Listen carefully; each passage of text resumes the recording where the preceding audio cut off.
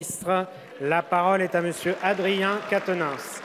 Merci, Monsieur le Président. Ma question s'adresse à Bruno Le Maire, ministre de l'Économie et des Finances. L'impôt est le prix à payer pour une société civilisée.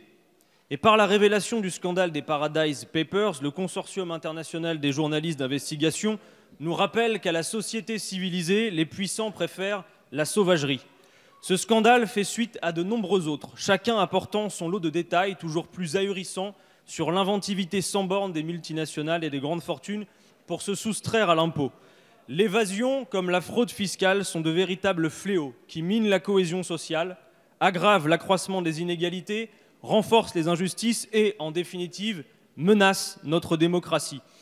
Les sérieux travaux du sénateur Éric Bocquet ont chiffré à 80 milliards d'euros le coût pour la France de la fraude fiscale.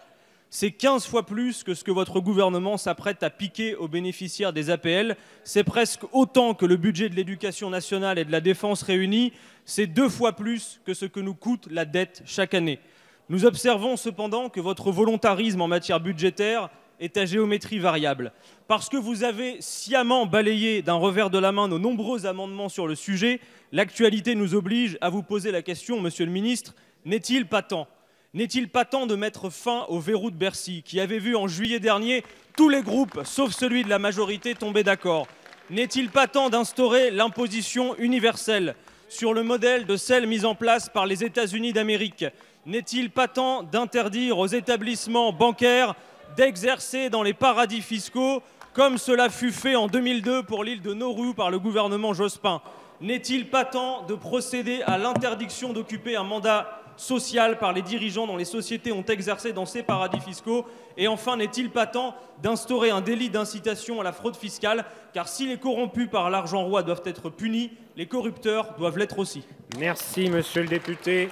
La parole est à Monsieur Gérald Darmanin, ministre de l'Action et des Comptes publics.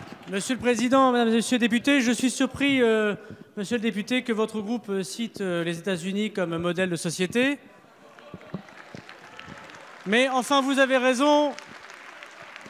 Vous avez raison. Ceux qui fraudent ne méritent pas, effectivement, la volonté très forte que vous exprimez de respect. Ils sont des fraudeurs, ils sont des délinquants financiers, ils doivent être sanctionnés et ce sera cette majorité qui proposera des sanctions comme jamais cela n'a existé dans le droit français. Permettez-moi de souligner que c'est ce gouvernement qui mettra fin au bureau du STDR à la fin de cette année. Il a peut-être apporté au début du gouvernement précédent un certain nombre de pouvoir régulariser des situations que l'histoire expliquait, mais 4 ans et demi, c'est trop long. Il sera fermé et l'intégralité des moyens du bureau STDR sera mis évidemment contre la lutte sur l'évasion fiscale.